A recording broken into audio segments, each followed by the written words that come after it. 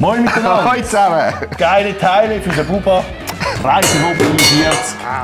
Ubla! Freut euch, wir haben einen Spass, sage ich euch. Gut! Hey, hör auf jetzt!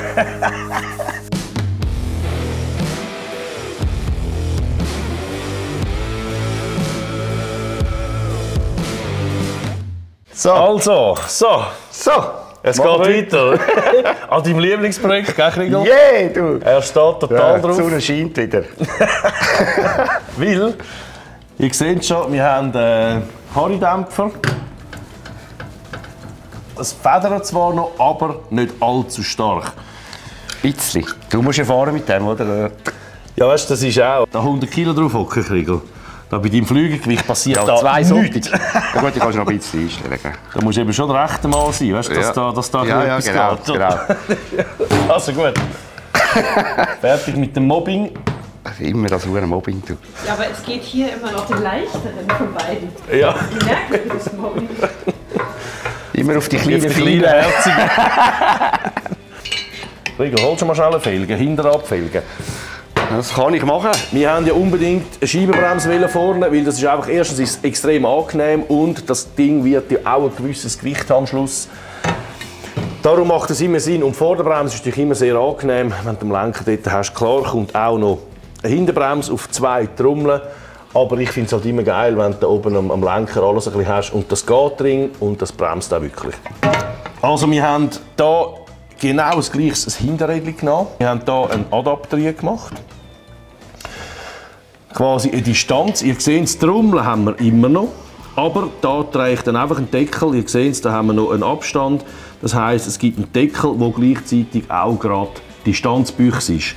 Dass das einfach schön verschlossen ist. Natürlich eine gute EBR-Gabel. Selbstverständlich ist wichtig, dass alles die gleichen Felgen sind. Das sieht einfach sonst irgendwie scheiße aus, oder? Ja. Ja gut, scheiße ausgesehen.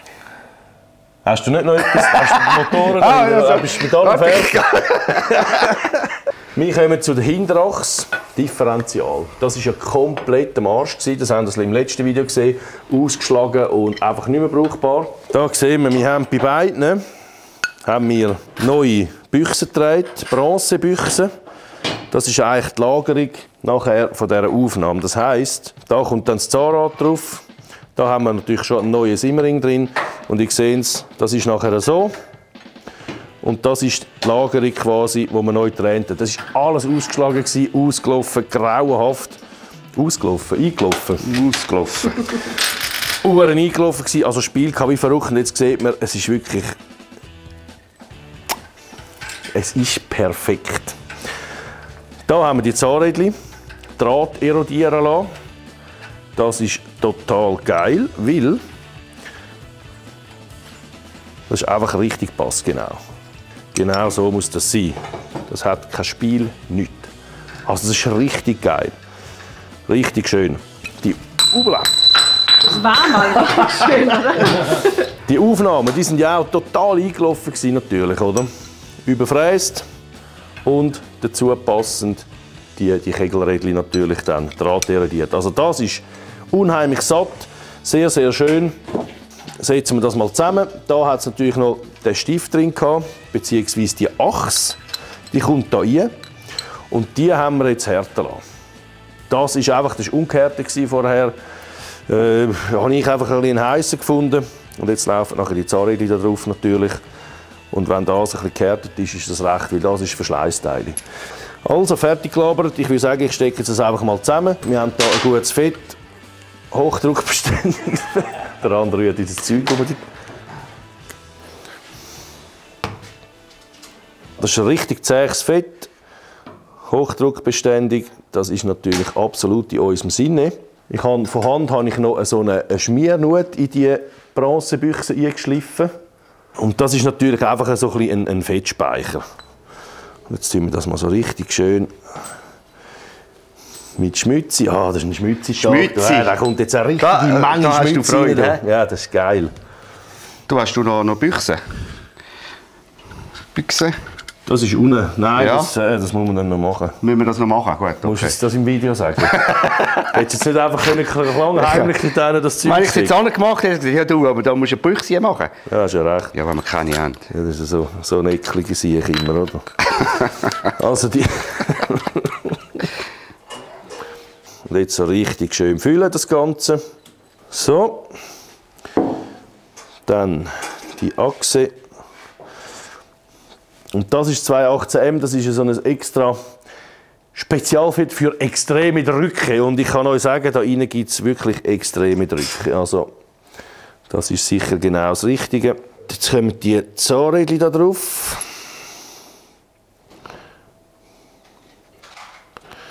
Weißt, das ist schon fast wieder fettfrei, wenn man das einmal durchschiebt. Das ist so abartig genau.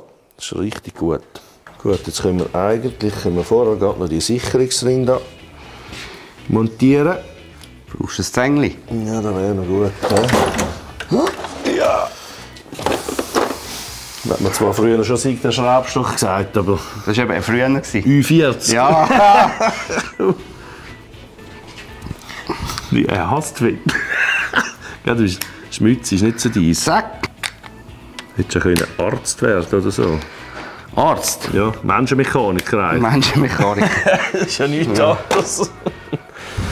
So, jetzt seht ihr, das ist die Achse. Und die Zahnräder sind da oben, da quasi nach innen wild verschiebbar. Die haben keinen Anschlag. Und jetzt, das hat natürlich genau müssen passen, wenn man jetzt das einsetzt und die Zahnräder da drauf laufen und das nachher von da oben kommt, so sieht das nachher da innen aus. Und sieht man das auch hier. Und so funktioniert das. Jetzt seht ihr, das untere Rädchen läuft gegengleich. Das ist quasi, wenn wir extrem eine Kurve fahren.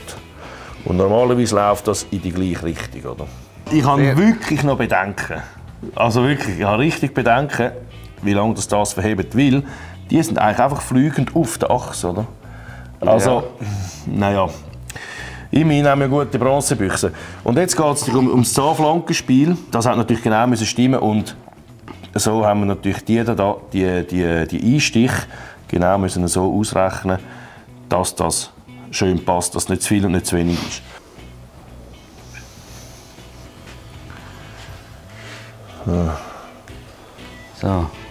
So, immer die Lückenfüller. So. Grauenhaft, wirklich immer. Ich kann da auch Musik hinpacken. Dass wir nichts mehr sagen. Ja, darum sind wir nicht allein. Ja, das ist gut. Als alter Fett-Fan. Nein, das ist tipptopp. Jetzt müssen wir da schauen.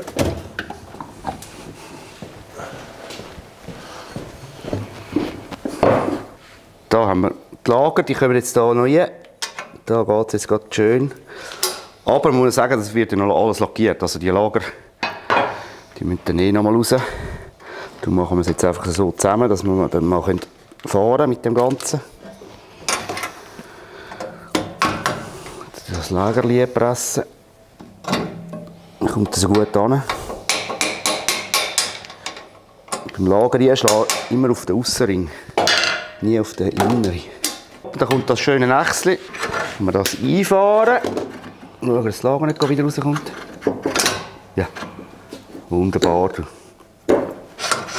Gut, kannst du das tief bringen? Das andere Ring. Zack. Hast du das noch gefunden im Fett? Das habe ich mal, da. Das habe ich mal gespürt.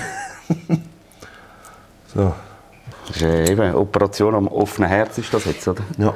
Das ist ein zähes, Fett. Fast wie das Keramikfett, weißt du, was du nicht mehr wegbringst. Ja. Das ist doch auch so ein mühsames Zeug. Aber halt gut, oder?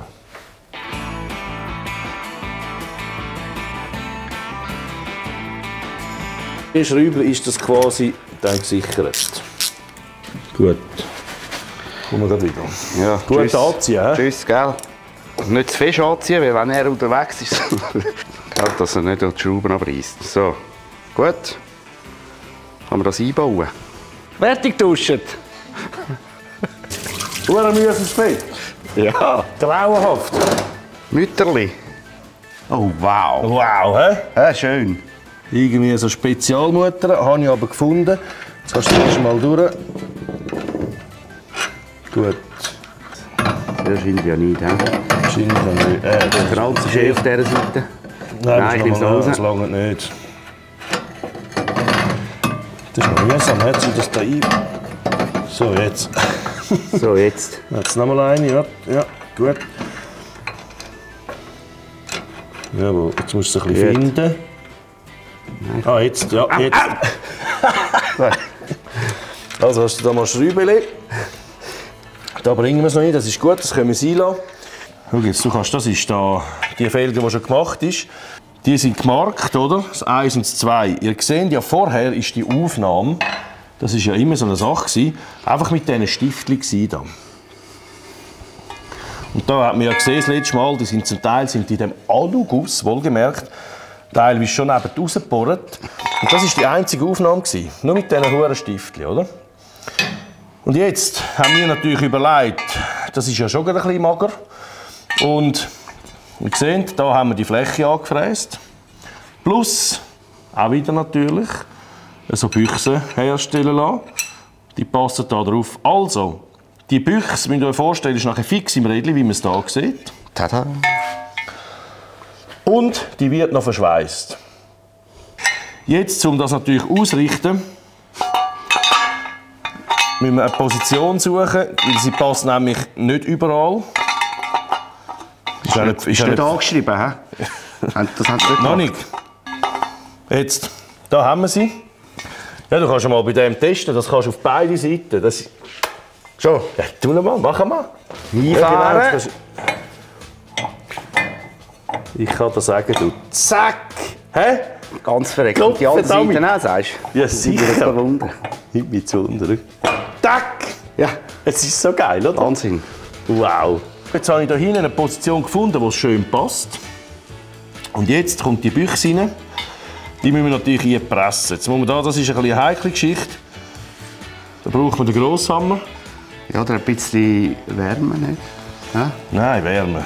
Wenn wir die nicht Hast schnell keine Zeit. Ja, komm jetzt. Nein, das wird dann nachher verschweißt. Büchse ein bisschen abschrecken. Okay. Bühl machen. Hast du?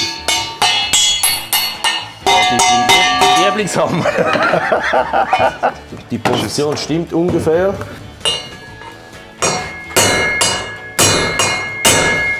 Genau, Kontrolle. Bevor sie ganz drin ist.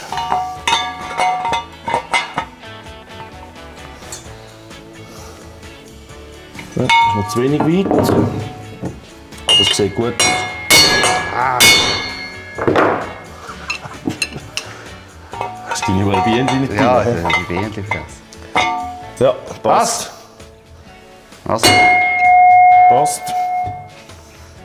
Fast ein bisschen satt, aber das ist schon gut. Ist aber gut. Ja, jetzt ist gut. Reinbängeln. Also, heben die Tore zu. So. Zack! Zack, rein das Ding. Ja, es ist noch ein bisschen, Ja. noch ein bisschen satt. Nein, noch. Aber es geht. Ja. Voll. Und dann 180 Grad. Ja, noch besser. Ah, so geht. Ja, das ist gut. Noch hä? besser. Jetzt haben wir in erster Linie natürlich die da, die kleinen Zäpfchen. Aber falls die würden abbrechen, also abbrechen können sie gar nicht mehr, die biegt es vielleicht ein bisschen rum und dann greift der da. Gut. Muss ich finden.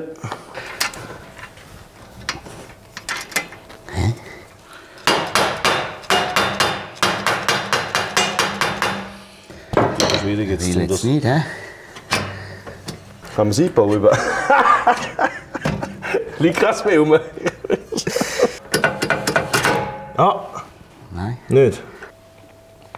Ja, jetzt hast du ihn aber, oder? Ja. Ja, du.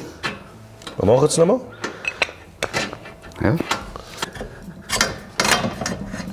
Ist halt schon sehr satt. Gut. So, Gut. jetzt hast du Platz. Nicht fluchen. Jawohl, jetzt. Jetzt! Jetzt hast du ihn aber, du. Da immer ein bisschen anschrauben, sonst hat es Ja, keinen Weg mehr. gut. Warte schnell, warte schnell. Also machen wir die Räder drauf.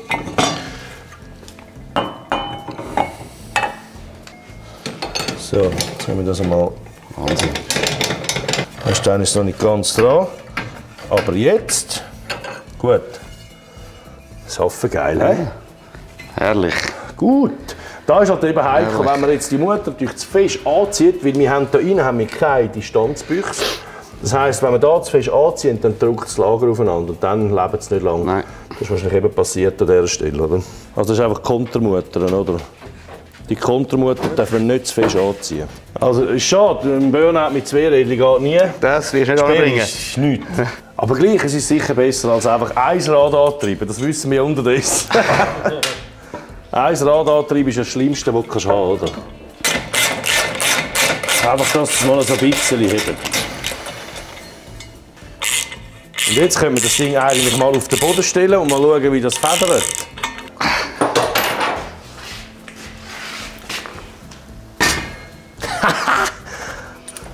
Hey, irgendwann bauen wir mal etwas für ein Bahngleis. Schau, Oh, ja, das wäre geil. Eine Dresine. Wie so eine Dresine, aber natürlich mit Sachsmotor. Heftig. Geil. Ja, wir hocken mal drauf. Ja, das ist perfekt. Schau mal, wie das federt. Du. Aber das ist ja genau das, oder? Jetzt ist das Ganze viel stabiler geworden. Geil. Ja, der geht. Du kannst vorne ganz rein. Wir haben uns jetzt auch dazu entschieden, dass wir da hinten, das sind ca. 40 cm. Eventuell, das ist ja ein geschraubetes Teil, eventuell muss ich das noch ein bisschen verstärken, weil ich habe das Gefühl, gell, hinten, es macht jetzt schon ein bisschen mit der V. Da. Das lassen wir jetzt sein, weil ich habe ja zuerst so einen Hodrotsitz, so einen Traktorensitz drauf machen, aber das sieht, glaube ich, richtig scheiße aus, wenn das so ein hohes Möbel ist. Das passt nicht. Jetzt haben wir für einen anderen entschieden, der ist unterwegs. Das wird viel schöner, aber der hat auch 40 cm Breite, oder? 40 cm Breite, das heisst, das stört gar nicht. Da. Was wir natürlich noch machen, man sieht jetzt schon, das Lager da unten, das müssen wir komplett überarbeiten, weil da sieht man es jetzt gut. Das hat jetzt einfach nur im Rahmen hinein hat das Spiel. Und darum macht das noch die Bewegung. Klar, das ist jetzt noch gar nicht angezogen. Ja, und jetzt haben wir da natürlich noch das Geilste. Tada! Das Tropfen. sind die schönsten Tanks, Harley-Tank. Jetzt haben wir da oben bereits, da war ja der Einfüllstutzen, der Tankstutzen. Da haben wir das Blechchen gebogen und zugemacht. Da unten die alten Benzinhahnanschlüsse, die machen wir noch zu. Weil der Benzinhahn kommt natürlich zu unten an. Hat 9 Liter Inhalt. Und anhand von dem Tank könnt ihr jetzt auch bereits schon ein bisschen erahnen, in welche Richtung das Ganze soll gehen. Ich meine vom Stil her, oder? Schön. Nur genau, hä? Ja, das ist schon gut gemacht. Es ist bauchig, es ist rund. Ist alles nachher ein bisschen rund, oder? Da ist es rund. Alles ein bisschen rund. Da ist es dann ein bisschen rund. Vorher war alles eckig, kantig und hinten war es natürlich mega wuchtig und vorne war es so fein, oder? Und das Ganze, wenn wir jetzt ein bisschen kaschieren mit grossen Tank, natürlich auch eben. Wenn du 2500 km fährst, bist du froh, wenn du nicht alle 50 km musst anhalten musst. Lampen natürlich auch, alles ein bisschen wuchtiger, grösser. Und hinten, dass das einfach so ein einen schönen Übergang hat zu hinten. Schöne Linie reinbringen, oder? Genau. Rund ist das Motto. Rund. Also, da ein bisschen rund, da ein bisschen rund. Da die Tick, da haben sie natürlich überall da die Fett, da haben sie einfach so Zehner-Eisen angeschweißt. Das machen wir natürlich alles wieder rückgängig. Die haben sie einfach runtergeklopft, da, die alten Halterungen. Und eins drüber Ist schon recht gebastelt worden, ja. Voll. Ist... Genau, hat das ein hohes Eisen drüber gehabt. Also das sind wir alles wieder ein bisschen zurückbauen auf Original. Wir wollten noch zeigen, dass du ziehen kannst. Aber das ist die Schweißkante von Haus aus. Und das ist natürlich eine mega Wellenlinie alles. Und das zieht sich über das Ganze weiter. Da, selbstverständlich auch da. Wir sind nicht so die Spachtel-Fan. Wir haben es eigentlich lieber, wenn das verzinnt ist. Der Zinn ist sehr, sehr weich. Da kann man das gut vorschleifen und es hebt einfach besser als der hure Spachtel. Oder? Wenn du mal einen Schlag hast oder so einen Spachtel, kann es sein, dass es abblättert. Und der Kriegel geht jetzt mit uns in den Keller runter. Jetzt wir mal da unten anfangen, das Ganze zu verziehen. Eben da oben müssen wir noch schweissen. Aber da unten kann man mal anfangen. Einfach da der Bauch, oder? Ein bisschen ausziehen. Der Bauch, der. Gut, also, jetzt habe ich das Hölzchen gespannt. dass wir den Tank da drauf tun können, dass das ein bisschen hebt, sonst gagelt das gut. Und jetzt tun wir Zinnen. Zum Zinnen immer schön alles fettfrei machen. Und dann haben wir hier das Zaubermittel, Solderin. Das ist eigentlich so eine Zinnposten. Das muss man zuerst drauf auftragen. Ich tue jetzt einfach mal hier im unteren Bereich, weil hier oben müssen wir schweissen, dann wird es so heiß, dass es wieder wegläuft. Darum machen wir jetzt das noch einfach hier unten.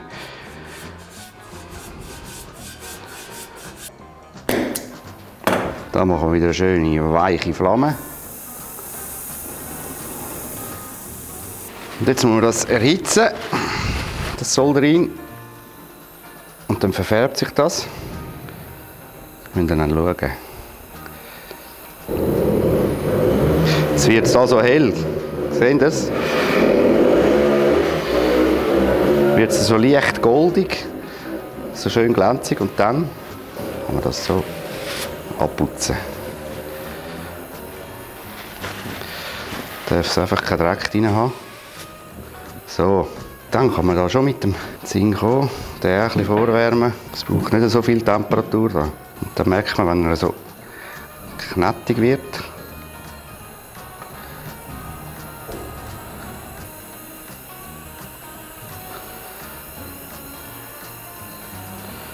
Gut, jetzt haben wir den Zinn drauf.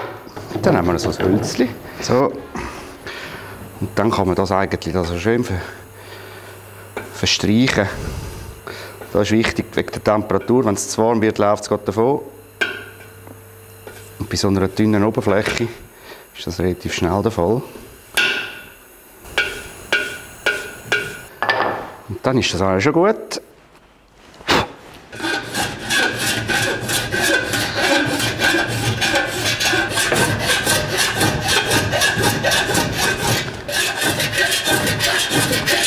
Ein bisschen abschaben.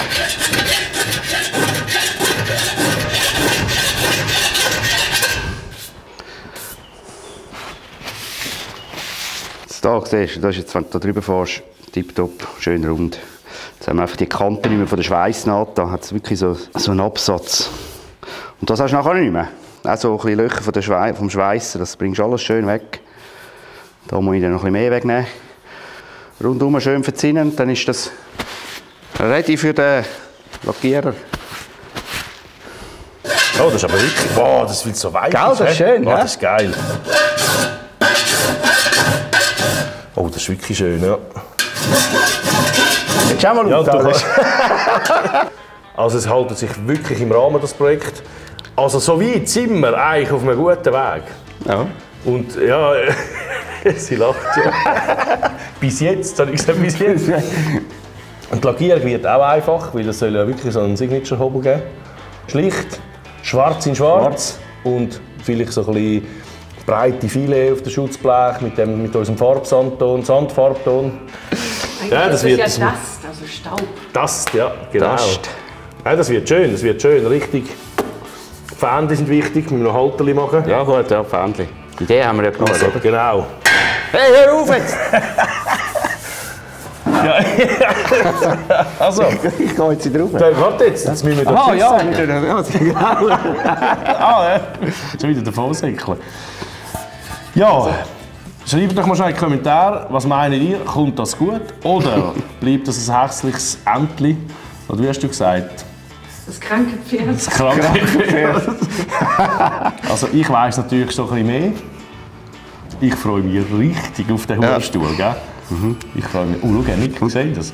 Ja, nein, es kommt schon gut. Es kommt schon gut. Somit würde ich mich gerne abschließen. Tschüss sagen, vielen Dank fürs Zuschauen und bis in einer Woche. Nächstes Mal, ja. Tschüss zusammen. Tschüss miteinander.